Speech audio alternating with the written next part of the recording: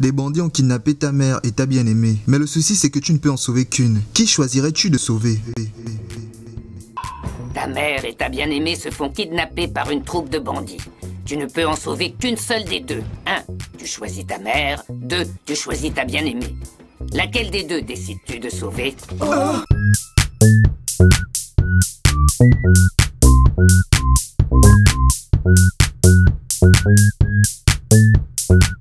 C'est en revisionnant les débuts d'Interact Center que cette idée m'est revenue. Alors, j'avais envie d'en discuter avec vous. C'est en fait comme ça que naît le dilemme du tramway.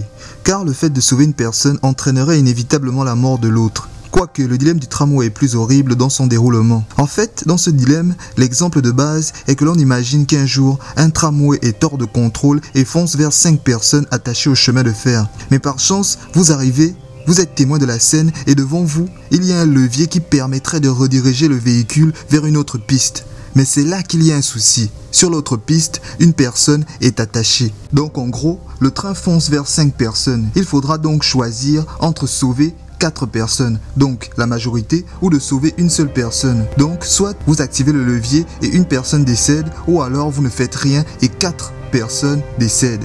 C'est un choix horrible, n'est-ce pas ? Je vous avais prévenu. Vous vous demandez sûrement quel serait le meilleur choix possible. Eh bien, si tu privilégies le collectif et donc que tu rediriges le tramway vers une seule personne, sache que tu ne serais pas le seul à le faire. Et beaucoup de monde choisirait cette option. Elle est plus facile à accepter moralement.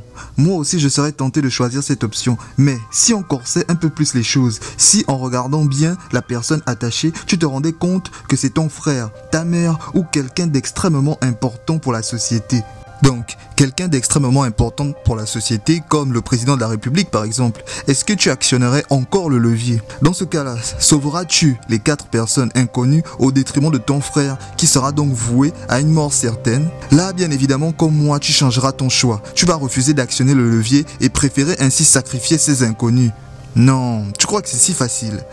La cruauté prend toute sa splendeur quand au lieu de sacrifier 4 personnes, tu te rends compte qu'il y en a 500. Donc, peux-tu sacrifier 500 personnes pour ton propre bonheur, pour sauver ton frère ou ta mère par exemple? Ces questions sont horribles et malaisantes. Est-ce qu'il y a une bonne réponse à ces questions? Je vais tenter de la trouver au cours de mon analyse. D'abord, dans mon analyse en tant que juriste en herbe, on retrouve dans toutes ces questions la notion d'infraction de commission, ou encore appelée infraction d'action. En gros, pour accomplir ce genre d'infraction, il faut avoir accompli un acte positif que la loi interdit. C'est-à-dire le meurtre par exemple, et etc. En grande majorité, la plupart des infractions sont des infractions de commission. Ensuite, la notion d'infraction par omission. Comme vous l'entendez, c'est lorsqu'un individu omet ou s'abstient d'accomplir un acte que la loi impose. Ces infractions sont moins nombreuses et sont souvent moins sanctionnées que les infractions de commission. Toutefois, le trait se corse lorsque l'on constate l'apparition d'une nouvelle appréciation de celle-ci, à savoir l'infraction de commission par omission. En effet, l'on peut se dire qu'un individu, en omettant d'accomplir une action, peut créer un acte positif interdit par la loi. D'où l'exemple la plus énoncé d'un incendie qui se déclare parce que quelqu'un n'a pas éteint un mégot de cigarette. En effet, étant donné que la loi punit l'incendie volontaire, la personne accusée d'omission est susceptible de tomber sous le coup d'une sanction pénale.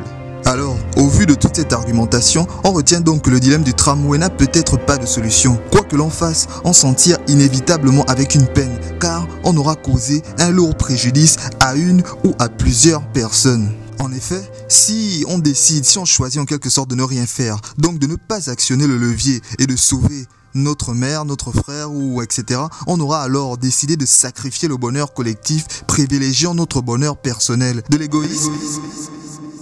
Toutefois, si on décide d'actionner le levier pour dévier le tramway, on privilégie le bien-être collectif au détriment des droits naturels de l'individu, dont un droit qui ne peut être bafoué, celui du droit de ne pas être tué. De plus, en décidant de l'envoyer à la mort, vous le chosifiez. Il n'est plus un homme, mais un objet que vous décidez de jeter pour sauver le plus de personnes.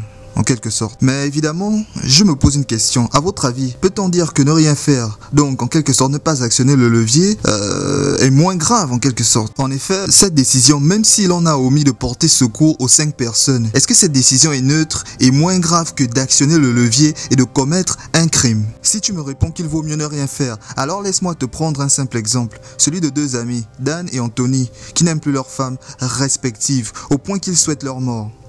Un jour, alors que la femme de Dan prend un bain, il jette un séchoir à cheveux branché dans l'eau et elle décède. De l'autre côté, en se brossant les dents, alors que sa femme prend un bain, Anthony remarque qu'elle glisse, se cogne fortement la tête et perd connaissance. La tête sous l'eau bien évidemment. Il ne lui porte pas secours, ce qui résulte en son décès.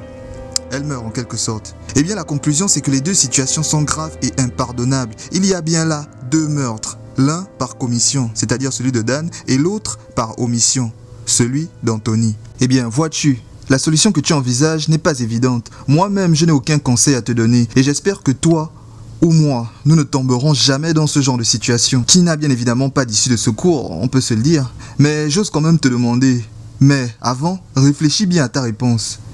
Quel choix ferais-tu? Qu'est-ce que vous feriez? Comment choisir? Peu importe le choix qu'on fait, il sera injuste. Qui vous dit que cette situation n'arrivera pas?